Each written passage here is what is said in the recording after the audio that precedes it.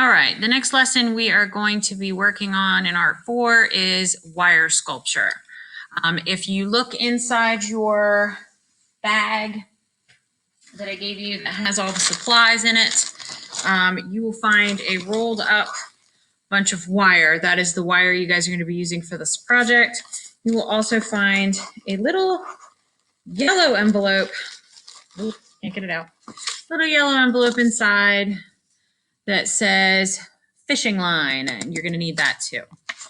Okay, so let's talk about wire sculpture. Alexander Calder is the artist that we're looking at for this project.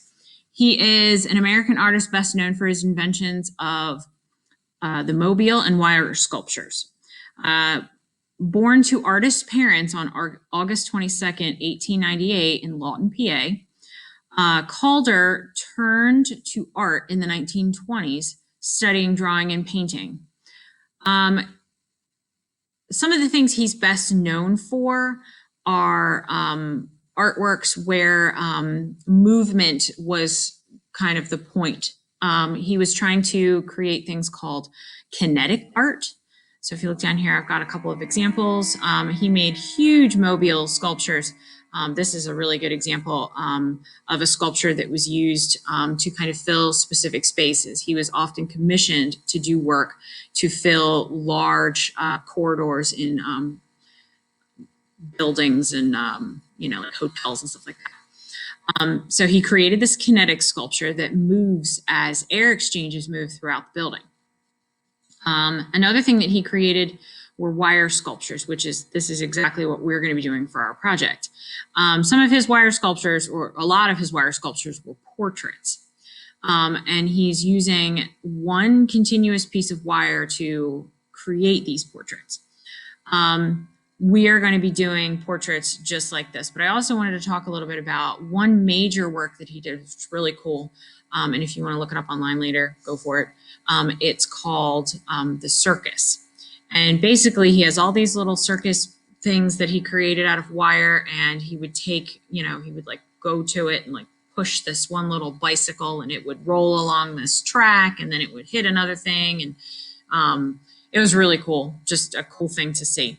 So I included these examples of wire sculptures just for you to see like where we're headed. The vocabulary that we should go over: Alexander Calder is an American sculptor who created mobiles and wire sculptures. Kinetic art is another vocabulary term. That's art that moves on its own. Mobiles, a decorative structure that is suspended so as to turn freely in the air. Contour, outline or edge. Continuous, without end. A flat base, which this process you should not need one, but I like to put it on there just in case, it's absolutely imperative. A bottom added to a sculpture to help it stand on its own, and sculpture in the round, sculpture that can be viewed from all sides. Those two are review. What you're going to need for this project is the wire that's in your bag, pair of pliers if you have them. It's not necessary to use pliers, but if you want to use them, then go ahead and grab a pair. Some fishing line, which is in your bag, your masking tape, scissors, wire cutters. Actually, you can find a pair of wire cutters inside the pliers if you know where to look. A Sharpie and a reference photo printout, or torn from a magazine. This reference photo needs to be at least 8 by 10 or larger, and you will be writing on it, so don't expect to get it back. Okay.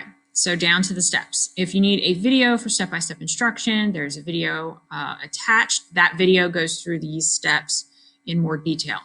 Number one, you're going to choose a photo of a person's face. It really doesn't matter who it is. It will only resemble this person slightly in the end. You will need to print out a printout of the picture or a page from a magazine. It has to be 8 by 10 or larger, and it will be drawn on. Using a marker, draw a contour line that traces the head, face, features, and hair using one continuous line. So think back to when you were in Art 1 and you did those blind contour drawings where you were drawing one continuous line and you weren't looking at your paper, but you were constantly looking at the subject you were drawing. Similar process, you can look at the subject you're drawing, but you want to draw it in one continuous line. It's okay if you have to double over things or draw lines through empty space to get to free floating shapes, like you're drawing a line from the nose down to the lips, because how am I going to get there with one continuous line if I lift my pencil? Using the wire, number 3, using the wire, trace the line you made by bending the wire right over the picture. Tape it down as you go. If you need it to stay put, you probably will need to tape it down as you go. It will be all kinds of crazy and kind of flinging all over the place. Trace the entire line, and when you're done, cut off the excess wire. When you're all done, you're going to add a piece of fishing line to the top so you can hang your work. That's how we're going to display it, kind of like a giant Christmas tree ornament. And then last step, fill out a critique sheet. For grading purposes, I am grading you out of 100 points. I'm grading you 20 points on your original contour, the continuous line, 20 points on tracing it with wire, 20 points on the execution overall at the very end, 15 for creativity, 15 for craftsmanship, and 10 points for that critique at the end. And for your submission, this is pretty important. You're going to hang your sculpture in front of an uncluttered background, preferably a white or very light solid colored wall. This one's going to be really hard for me to see in a photograph because it's such delicate wire. I want you to add a piece of masking tape, kind of like a little flag at the top of your work, right on the fishing line itself. Make sure that I can see and read your name. And then I want you to photograph it and your completed critique sheet with your name on that too, separately. So you'll have one picture of your project and one picture of your critique sheet. Then you're going to upload both to Google Classroom for submitting.